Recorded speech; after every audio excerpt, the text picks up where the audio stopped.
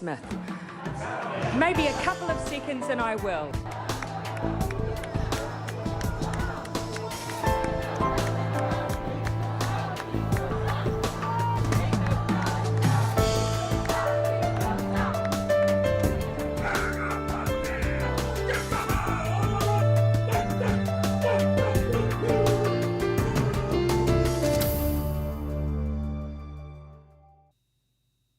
Tēnā koutou, I'm Selwyn Manning and welcome to A View from Afar. And today we are joined by political scientist and former Pentagon analyst Paul Buchanan.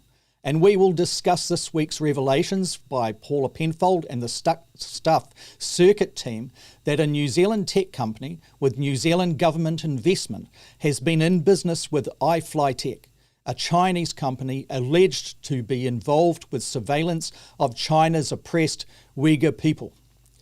Does this example underscore the perils facing New Zealand companies and others from other countries that enter into joint ventures with Chinese interests in the surveillance and state sector?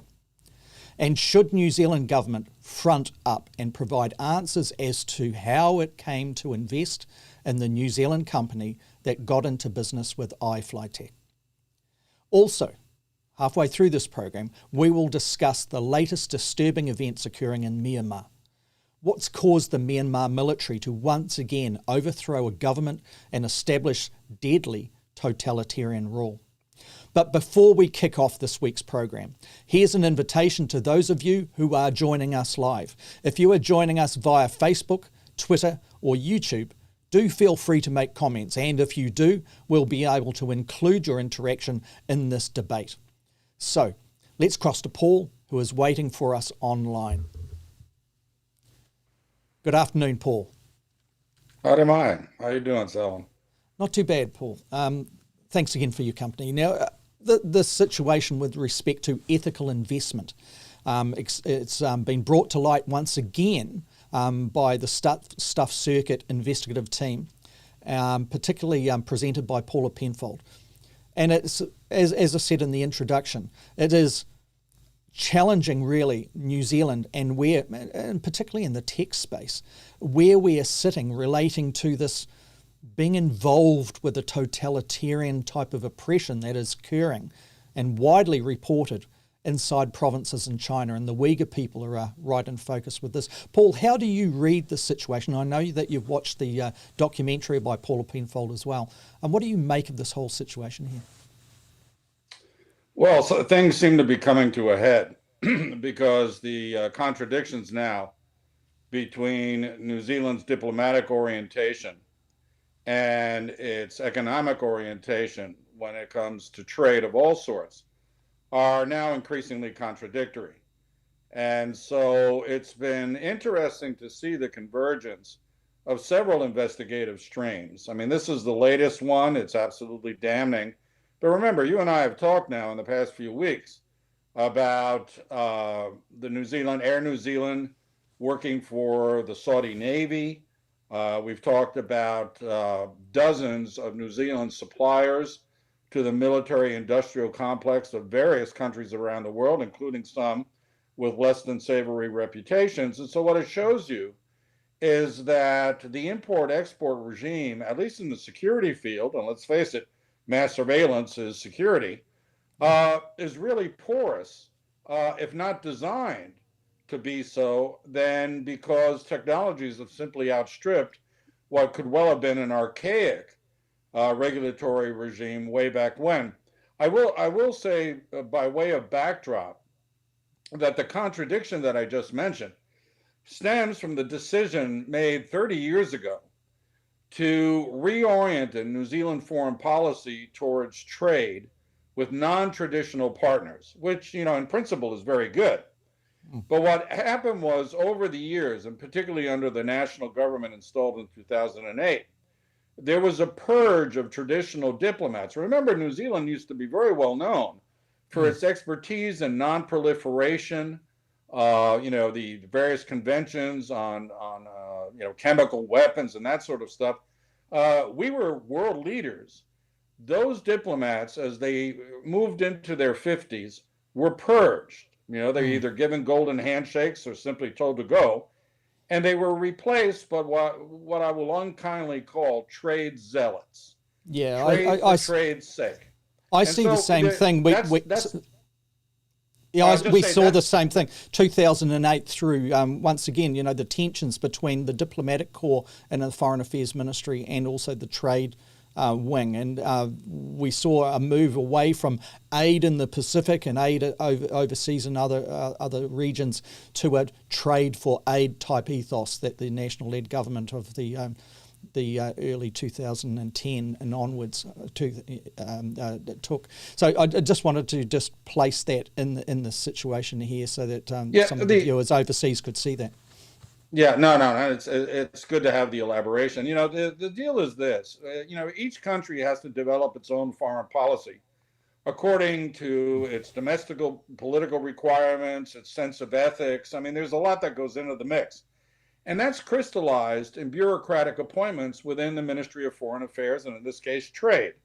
Now, having a balance between trade zealots and traditional diplomats with expertise and non-proliferation and those sort of things, what it does is the in-house discussion would address things like the Uyghurs. One side would say, hey, we're moving into an increasingly cozy relationship with Chinese companies that serve the interests of the Chinese state in the security field, and those interests are sort of inimical to our value system. So, let's have a rethink. That's not what is happening anymore. We've seen a change in the New Zealand government since 2017 to the Jacinda Ardern-led government. There was a lot of emphasis on rebuilding New Zealand foreign affairs and trade, and obviously developing up the deficits that it had in the diplomatic side of it, if we want to put it in that way.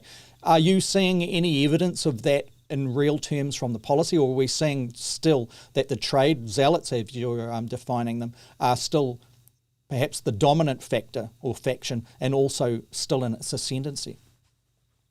Well, they're no longer ascendant, but they're still the dominant faction. Remember, a lot of the appointees from 10 years ago or more were in their 30s, so they're in their prime, these trade zealots. But under the Labor government, we are seeing a bit of a rollback. The trouble is this, Selwyn. We're far down the pike of our engagement with the Chinese and some other unpleasant regimes. And this is my thought on it. It's sort of what you might call the drug pusher engagement. I know it sounds bad, but it is bad. Small New Zealand firms, let's say tech firms, they don't have the capital to grow into global players. And so the Chinese will approach them. A Chinese firm will identify some startup company that has been started, incidentally, with seed money from the New Zealand government. And they'll say to them, look, we will capitalize you 100 times what your value is now. All we need is half ownership. All we need is some seats on your board. All we need is access to your technologies and what have you, and you will grow. And they do indeed grow. They provide the market with that, the market access, all the facilitations within China. I'm wondering too, Paul, this seems to be most evident within the tech sector with respect to its trade relationships and joint venture relationships with Chinese entities. Outside of that, the transfer of two-way trade and ordinary goods, manufactured products from China, et cetera, doesn't seem to come into the scope of concerns here, largely.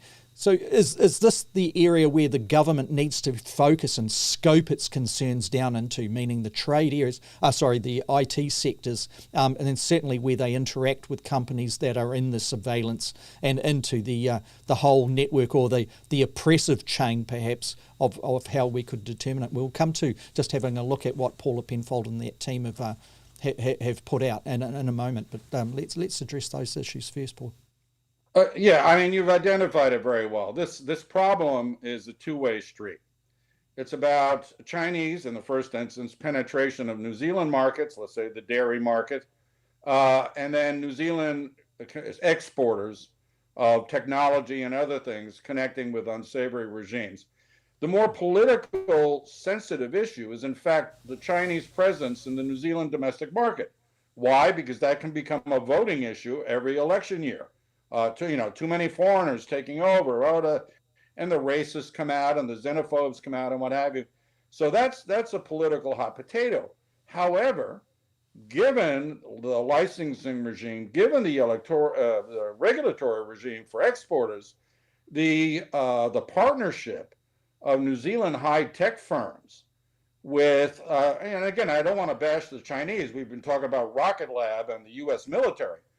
These high-tech exporters, as you will, they receive far less scrutiny, and it's not as politically sensitive an issue for the domestic electorate.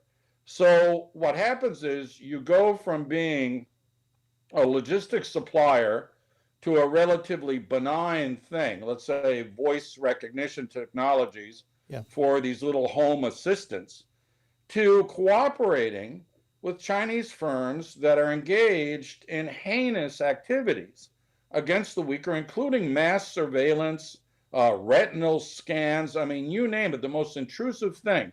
Now, you may say, as a realist, well, the business of business is business. And so moralizing about what we can and cannot do, that's Pollyannish.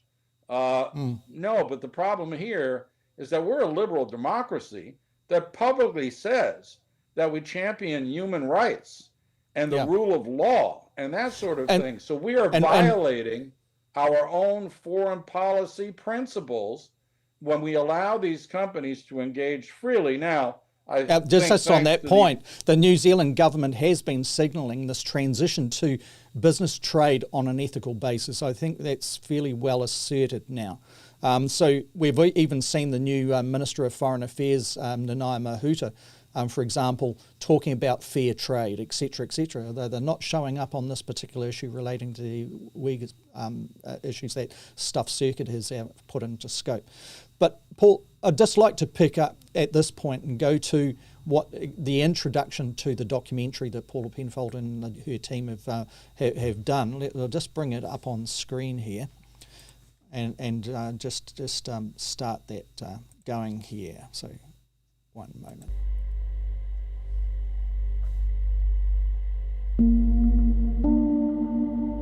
If you imagine a hell that the real situation in Xinjiang is 100 times worse than that.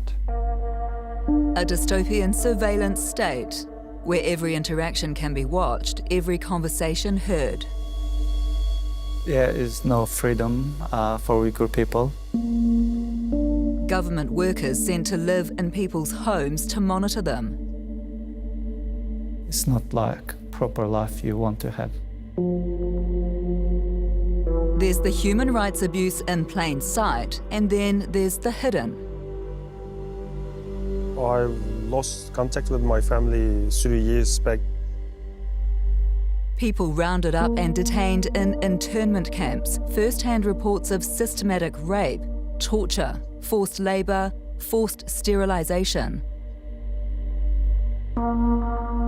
If I do contact him, then he may be back to the concentration camp again, so I just don't want to take that risk. In 2018, the US State Department put the number of detentions at possibly more than 2 million, and now the US and others have begun calling it genocide. So, Paul, we can see what is happening there. That's the brief introduction, and I would encourage viewers in our audience to check out the Stuff Circuit documentary on this issue. It's called Deleted. But Paul, so when we are confronted with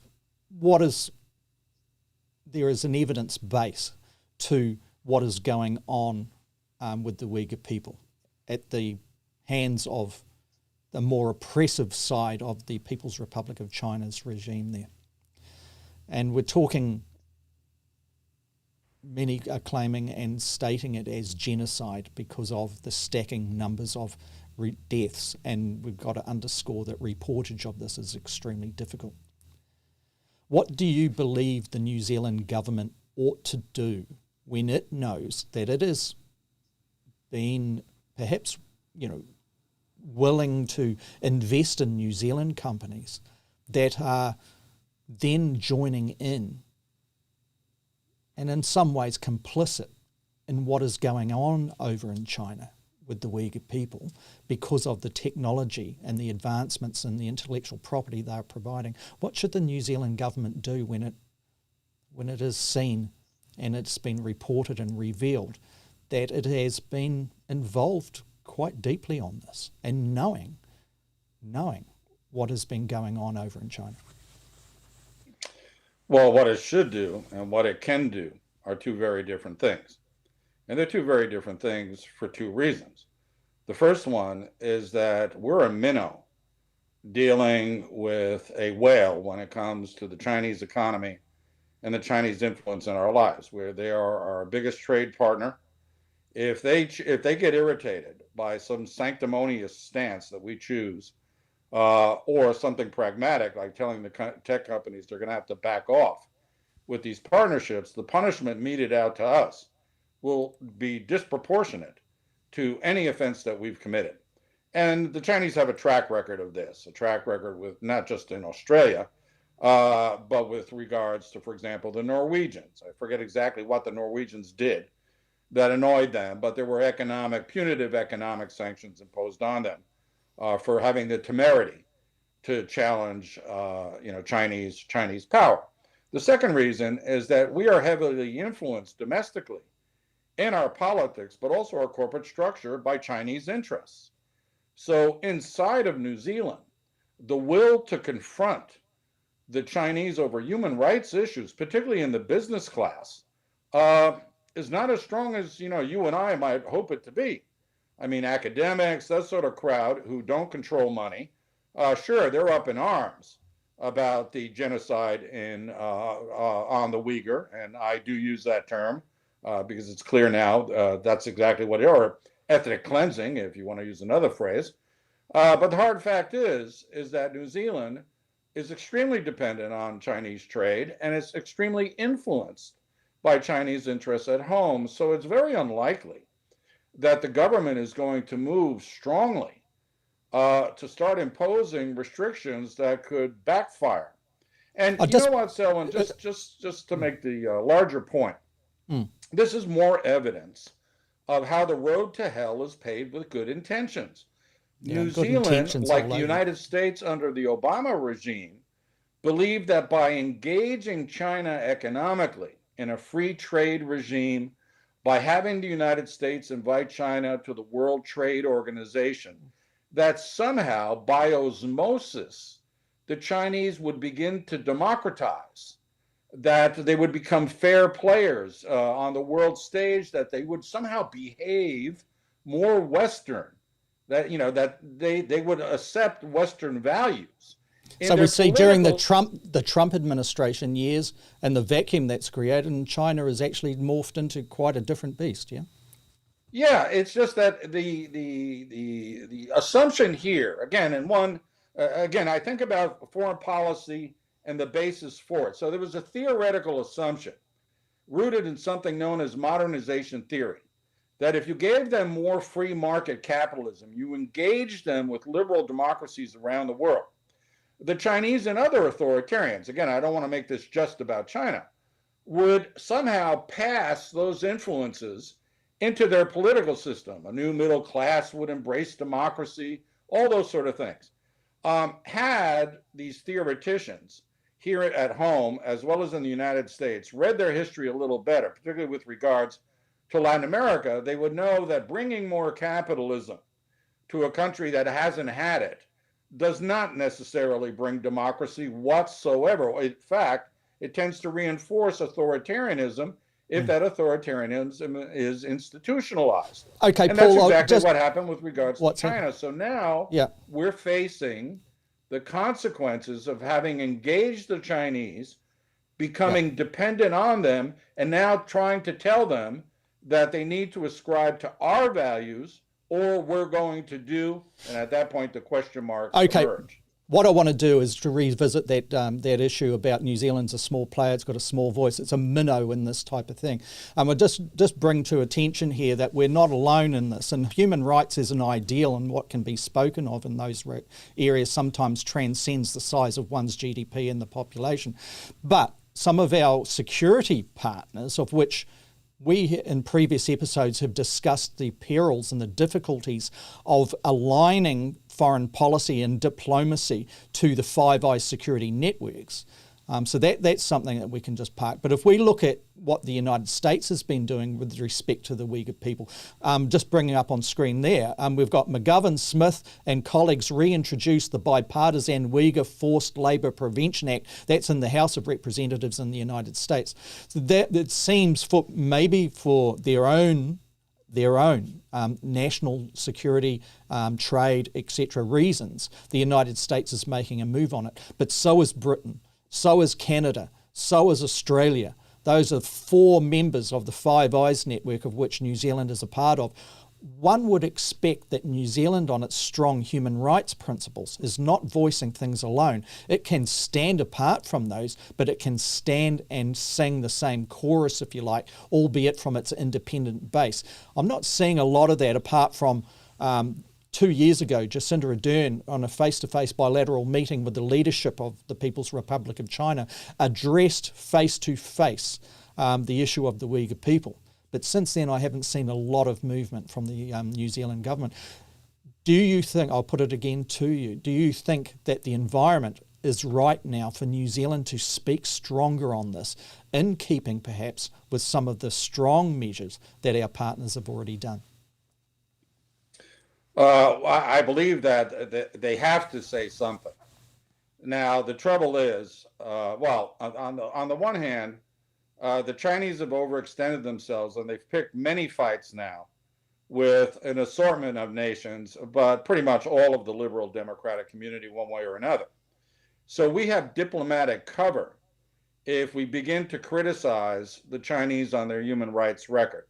Of course, they will bite back at us, and that's where the concern is. Our diplomatic cover is great to, use the Five Eyes, use the community of liberal democracies as the forum in which we present our grievances to the Chinese, but we don't have economic cover.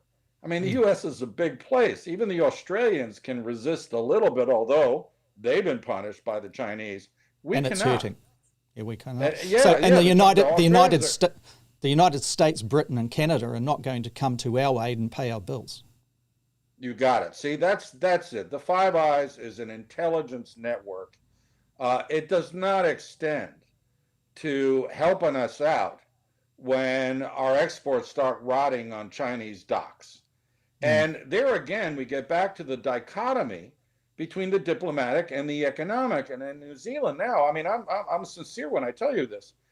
The business of New Zealand is business, not human rights. I mean, I hate to be so cynical, but the business class are not as enamored of, again, these airy-fairy ideals when there's hard, cold cash to be made.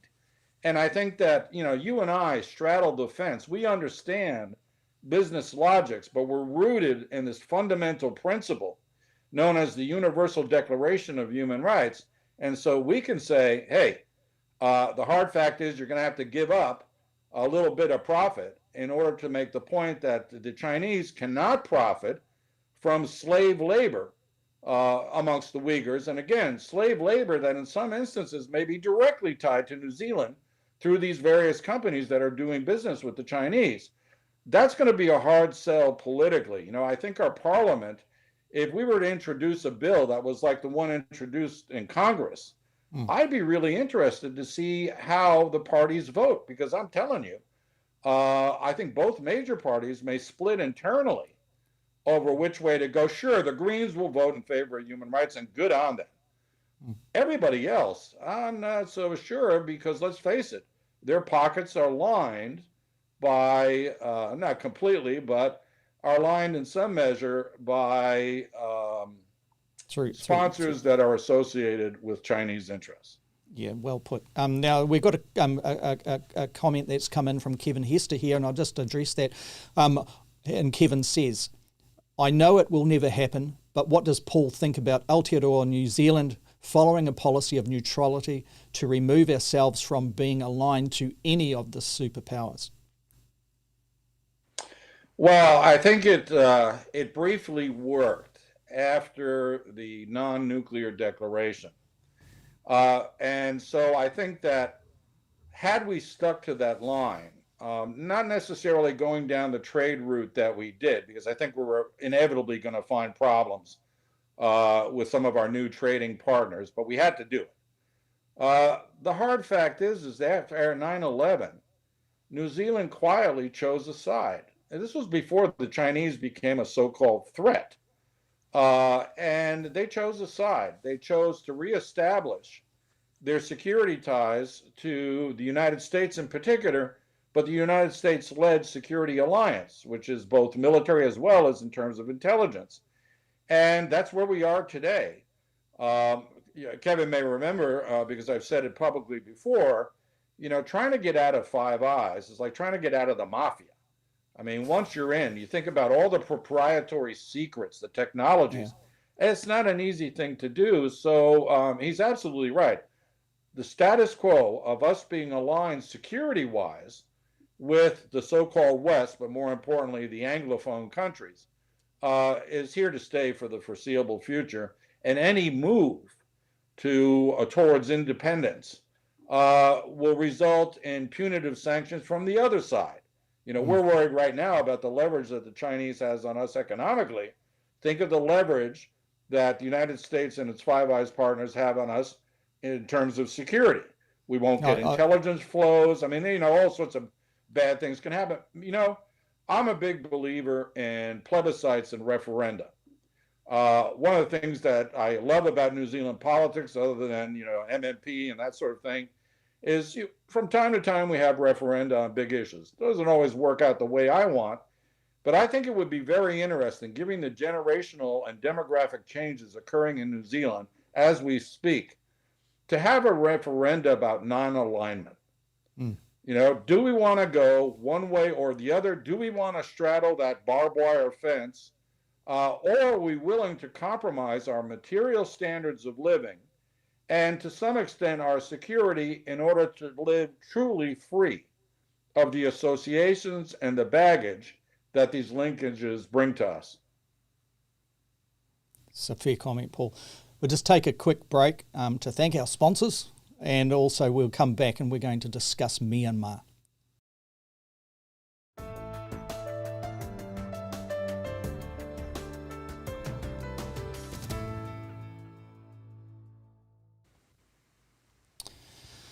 Paul, so Myanmar, there's been problems going back many decades in Myanmar, clearly. And what we're seeing now is once again returning a country in transition toward what? Military rule, dictatorship. But first off, Paul, here is a clip that's coming through from Al Jazeera, and this is relating to China's crackdown after China-backed factories were set ablaze in Myanmar. The medical student was caught in the crackdown by security forces on the outskirts of Yangon. We medical doctors initiated the civil disobedience movement from an early time. Now, a life has been sacrificed, so I'm sure we as the medical community will not step back from the fight. We will fight until the end.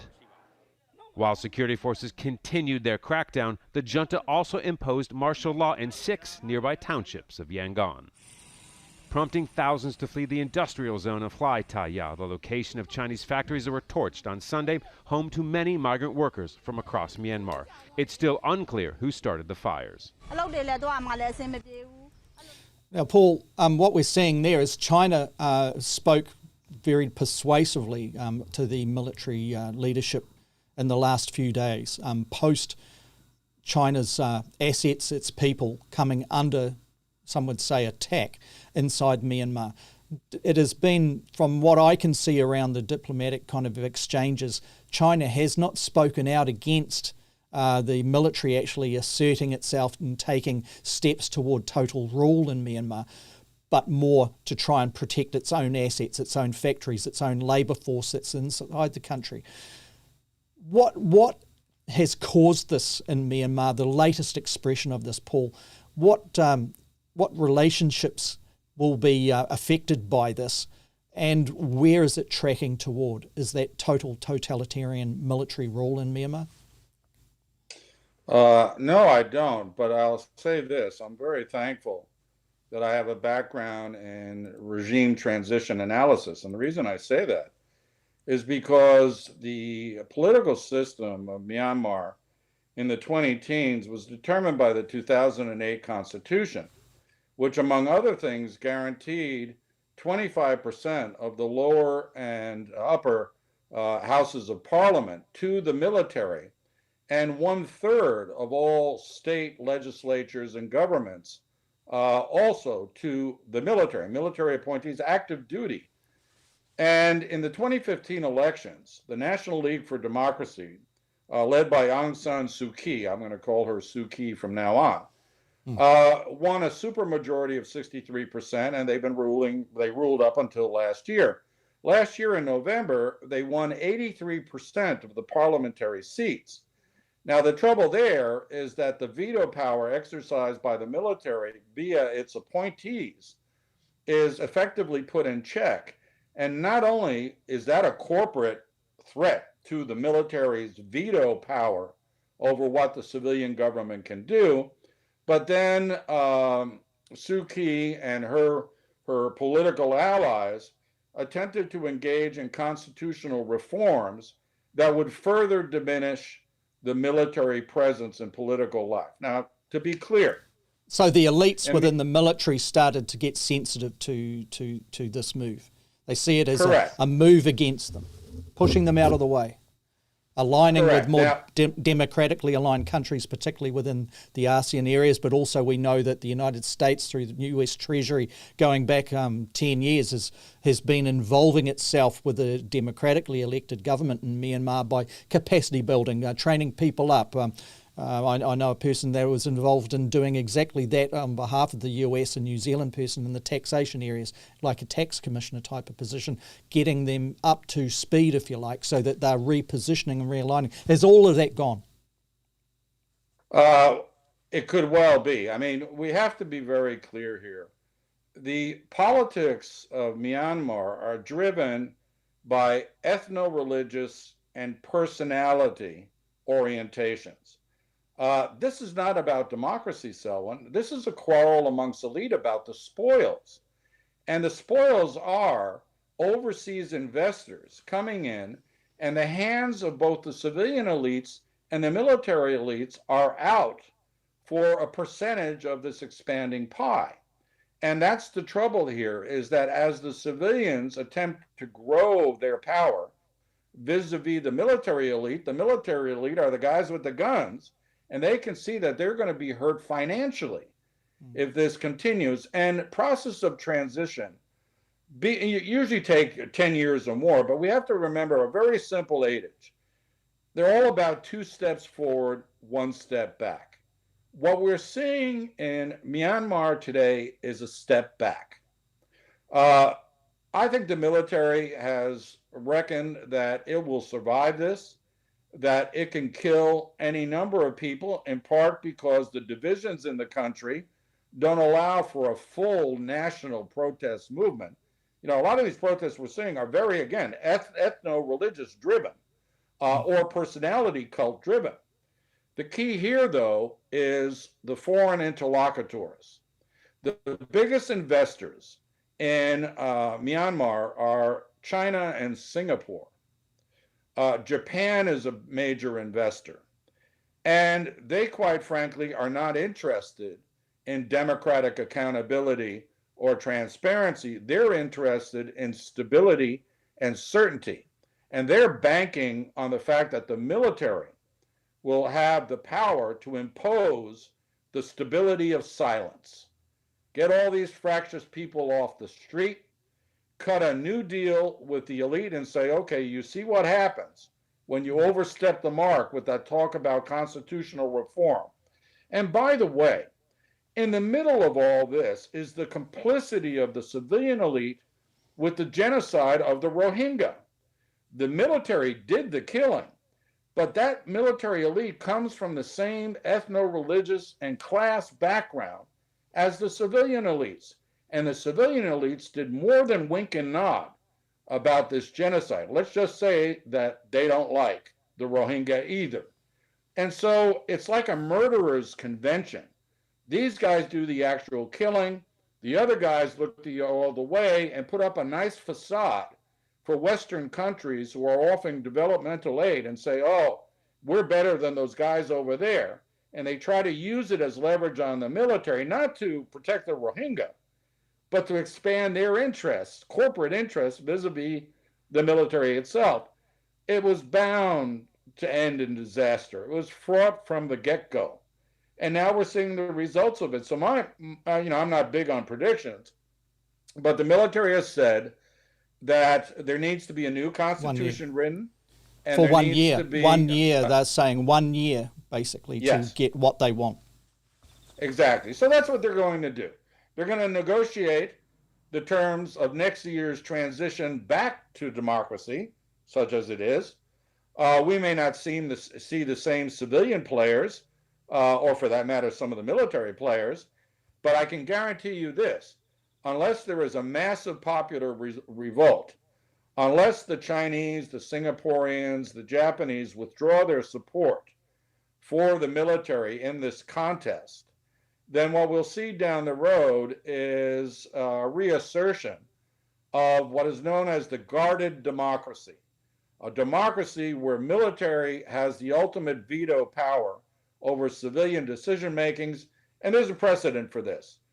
Fiji today is a guarded democracy engineered out of the authoritarian regime that preceded it. Chile, after 1990, was a guarded democracy for nearly 15 years.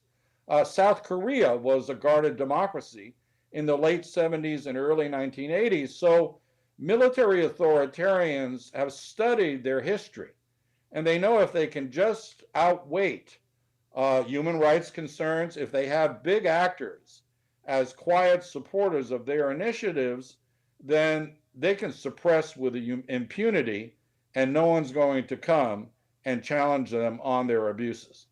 And that, I guess, your pitching would satisfy the ASEAN nations, the members of the ASEAN group, APEC, the economic fraternity there within Asia Pacific, because it would be edging back to business as usual. Correct. And let's be honest, the catch-all for dictators and placed in this position, and let's be very clear, the military has not only the upper hand, they have both upper hands in this particular contest, is if the Myanmar authorities start talking about foreign interference in their internal affairs, you're going to see ASEAN, well, pretty much everybody, back off in a hurry, because that's the last refuge of scoundrels. And again, the Chinese are heavily invested.